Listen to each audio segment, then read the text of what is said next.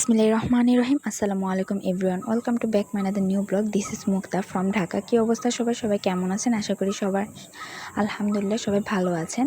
তো সবাইকে ঈদুল আজহার অনেক অনেক শুভেচ্ছা। ঈদ মোবারক, ঈদ মোবারক, ঈদ মোবারক। তো আমি এই ভয়েসটা যখন দিচ্ছি তখন কিন্তু অলরেডি সন্ধ্যা হয়ে গিয়েছে।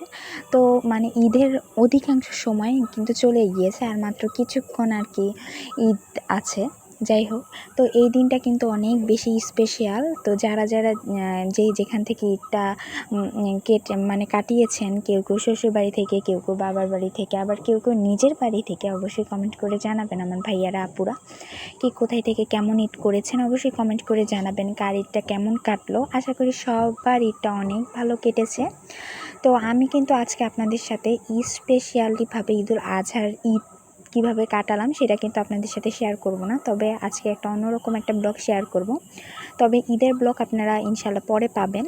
তো আমি আজকে একজনের সাথে দেখা করেছিলাম, তো সেটাই আপনাদের সাথে শেয়ার করব। তো আশা করি যারা আমার ভিডিও দেখবেন তারা অধিকাংশ মানুষই প্রায় সবাই মনে হয় আমি যার সাথে আজকে দেখা করতে যাব তাকে চেনেন। তো যাই হোক, আমি আর আম্মু তার সাথে দেখা করতে যাব আর কি। তো যাই হোক, আপনাদের সাথে আরও ডিটেল পরে শেয়ার করছি। তো আগে এখানে পুরো ব্লগটা কোথায় থেকে স্টার্ট করলাম সেখানে চলে যাই। তো এখানে ফার্স্টে আম্মু এখানে মুরগি রান্না করছিল আর কি সকালবেলা।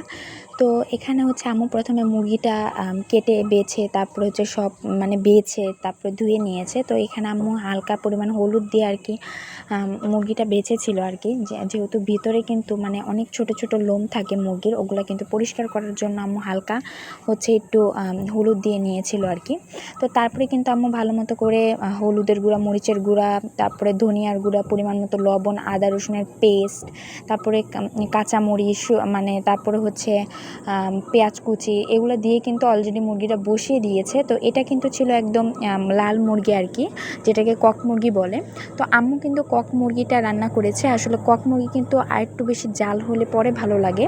তো আম্মুর ফার্স্টে কোনো ধারণা ছিল না যে আলু দিবে মুরগিতে। তো পরে আমি যেহেতু আলু খেতে পছন্দ করি, তাই আম্মু মুরগির মাংসেই শুধু আলু দেয়, অন্য কিছুতে কিন্তু গরু কিংবা আমরা যদি মাঝে মাঝে খাসিও রান্না করি তখন কিন্তু আমরা আলু দেই না, অন্য কিছুতে আলু দেয় না। মুরগিটা মুরগির ঝোলের আলুটা আমার কাছে বেশি ভালো লাগে। যাই হোক, তারপরে কিন্তু আমাদের বাসায় পিঠাও বানানো হয় আর কি যখন মুরগি রান্না করা হয়।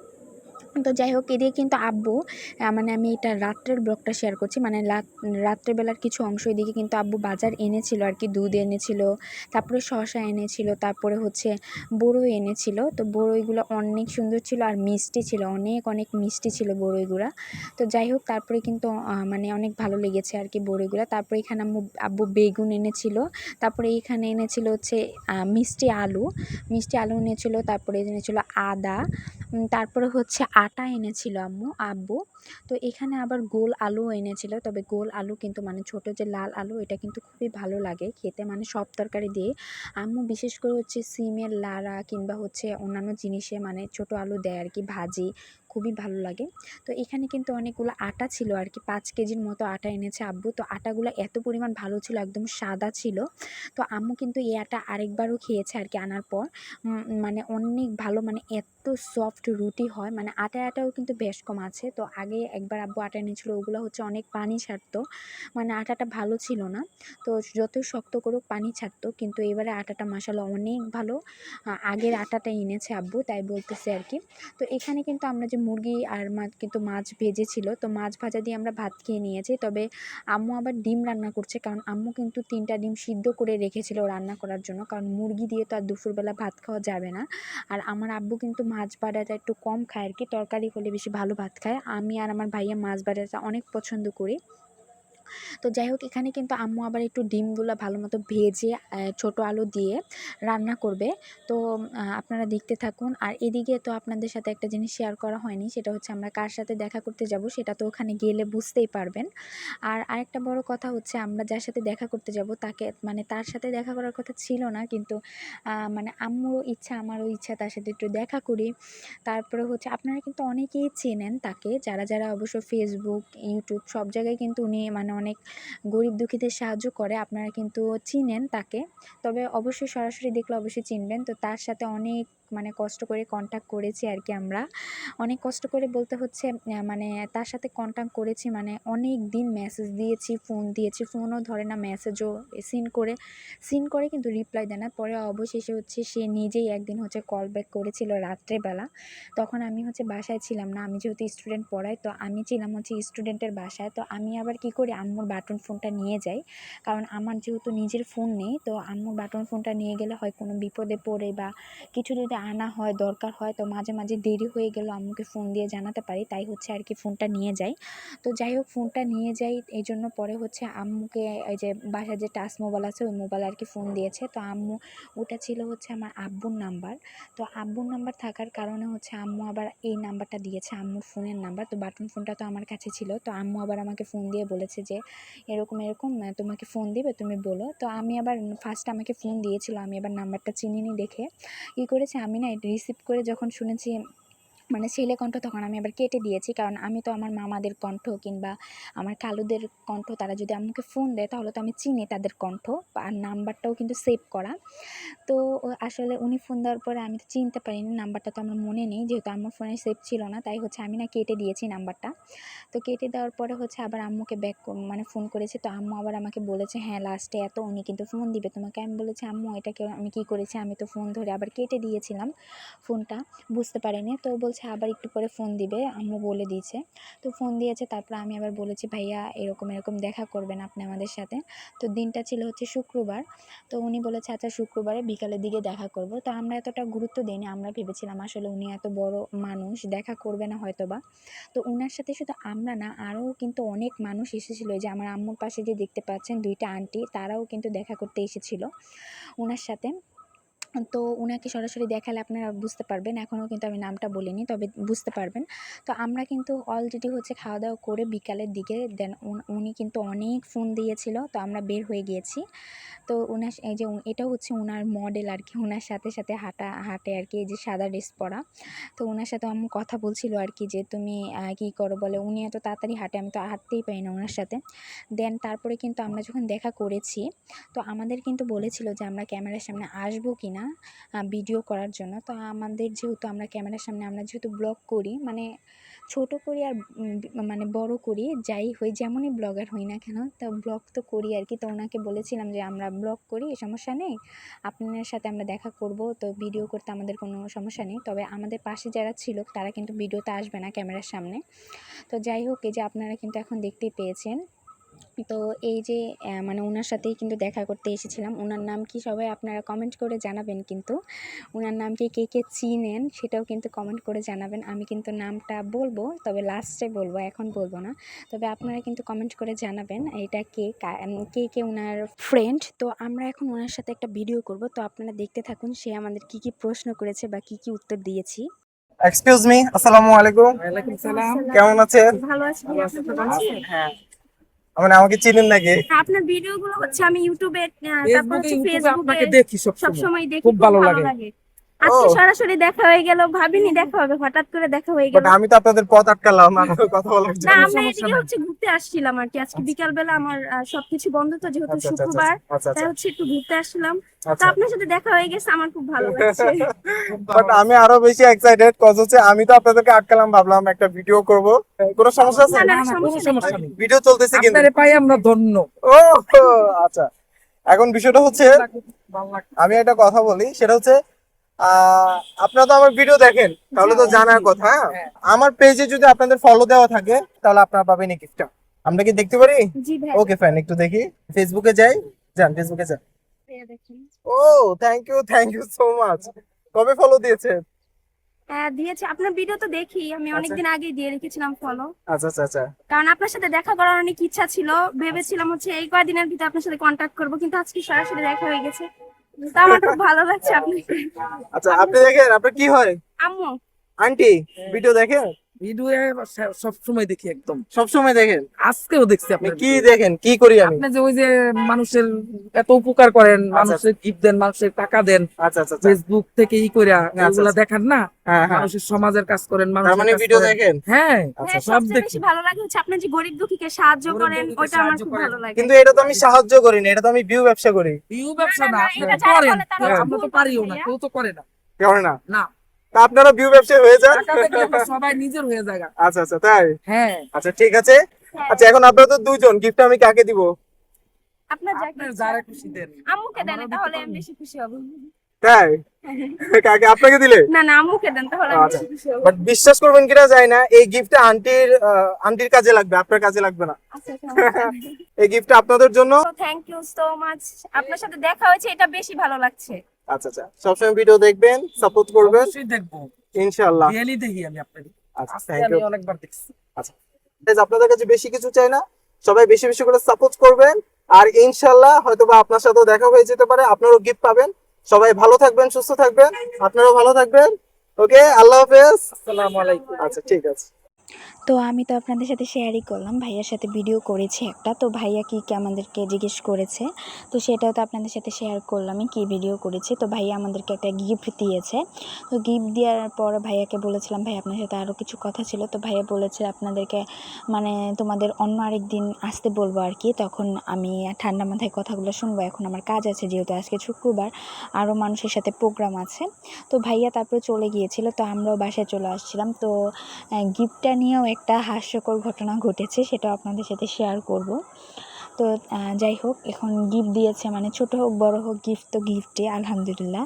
আসলে মানে এতটুকু মানে কী যে প্রশ্ন করেছে সেটা তো আপনারা বুঝতে পেরেছেন।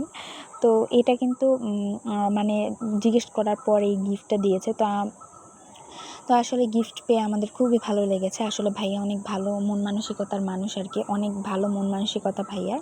তো ভাইয়ার জন্য অনেক দোয়া করি, সে যাতে আরও বড় পর্যায়ে যেতে পারে।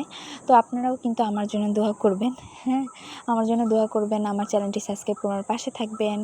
তারপর আমরা এদিক দিয়ে ঘুরতেছিলাম, আর আপনাদের কাছে একটা ছোট্ট প্রশ্ন, আমরা যে এসকে প্রেম ভাই, মানে ওনার নাম কিন্তু এসকে প্রেম ভাই, ওনার সাথে যে দেখা করেছি, তো তার সাথে যে দেখা করেছি, তো কোন জায়গায় দেখা করেছি সেটা অবশ্যই কিন্তু কমেন্ট করে জানাবেন।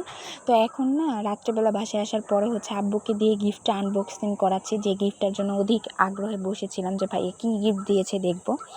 তো ফার্স্টে তো আপনারা গেস করেন কি দিতে পারে, আমি তো দেখাবই। তো আর অবশ্যই আপনাদের কাছে প্রশ্ন থাকলো যে ভাই আমাদের সাথে কোথায় দেখা করেছে, এই জায়গাটার নাম কিন্তু আপনারা অবশ্যই কমেন্ট করে বলবেন, এটা কিন্তু আপনাদের কাছে রিকোয়েস্ট। এসকে প্রেম ভাইয়ের সাথে আমরা কোথায় দেখা করেছি সেটা কিন্তু অবশ্যই কমেন্ট করে জানাবেন, আমাদেরকে আপনাদের জানাতেই হবে। তো আমাকে যারা যারা ভালোবাসেন, আপনাদের ছোট বোনের মতো আমি, যারা যারা আমার ভিডিও পছন্দ করেন, আমাকে অনেক অনেক ভালোবাসেন, তারা অবশ্যই কিন্তু কমেন্টস করে জানাবেন। তো এটার ভিতরে এমন একটা উপহার ছিল যেটা কখনো কল্পনাও করিনি ভাইয়া যে এটা দিবে, তো আপনারা অবশ্যই দেখতে পারবেন।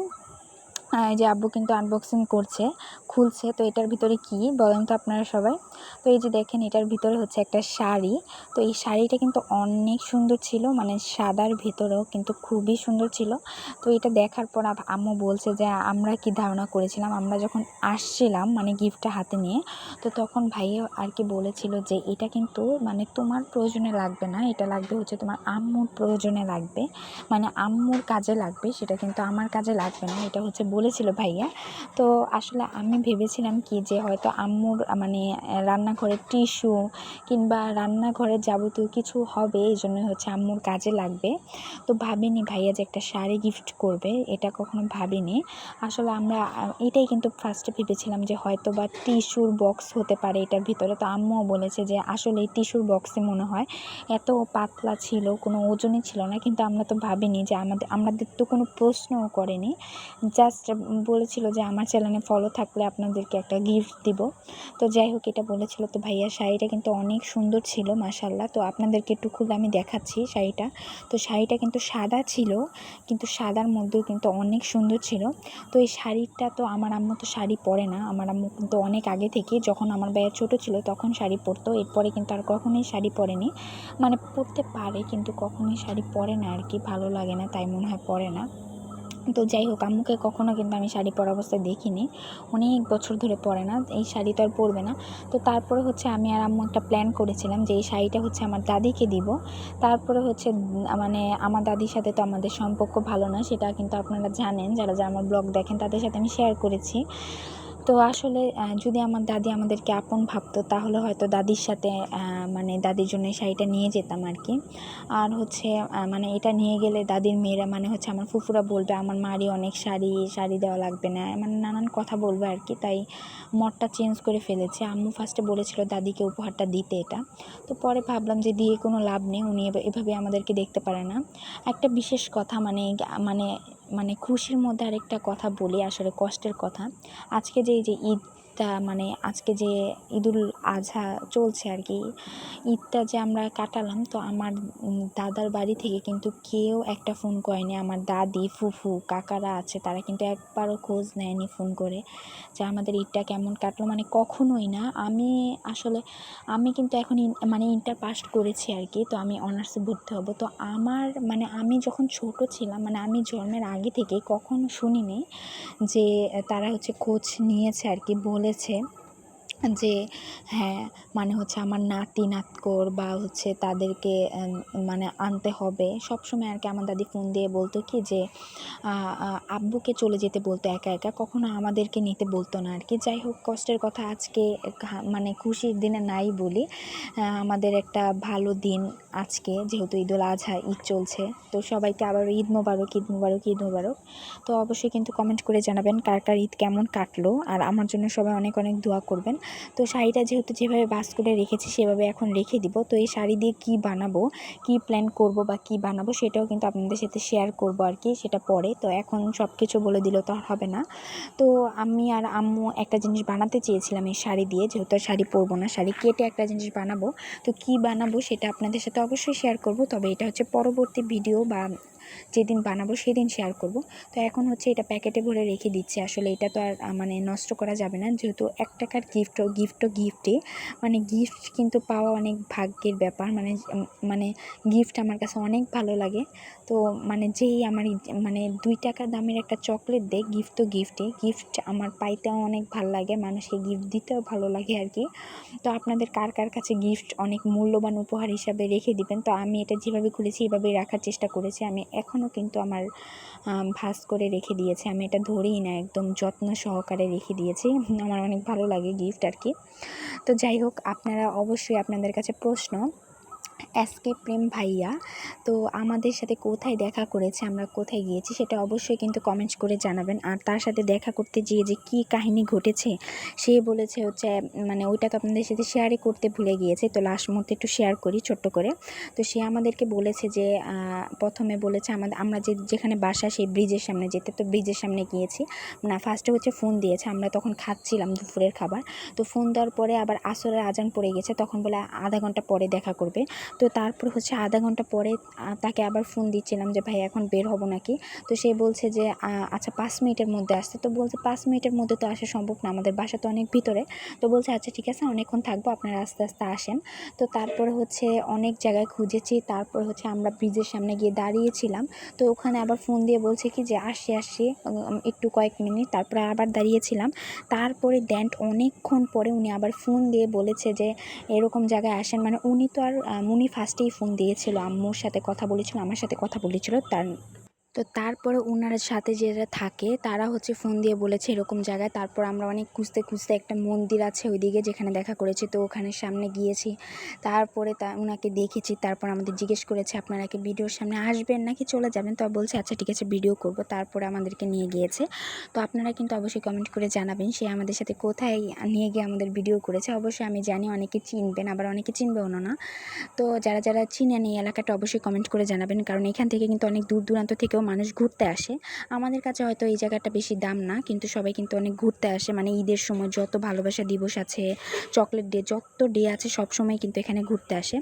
তো আপনাদের কাছে আজকের ব্লগটি কেমন লেগেছে অবশ্যই কমেন্ট করে জানাবেন। আর সবাই আমার জন্য অনেক অনেক দোয়া করবেন, আর আমার চ্যানেলটি অবশ্যই সাবস্ক্রাইব করবেন। সবাই আমার জন্য দোয়া করবেন আর আমাকে অনেক অনেক ভালোবাসা দিবেন। আর আপনারা কিন্তু অবশ্যই প্রশ্নের উত্তর দিবেন আমার আজকের আপনাদের মানে ঈদটা কেমন কেটেছে, তারপর আমার সাথে ভাইয়া এসকে প্রেম ভাইয়া কোথায় দেখা করেছে অবশ্যই কমেন্ট করে জানাবেন। সবাইকে আসসালামু আলাইকুম, আল্লাহ হাফেজ।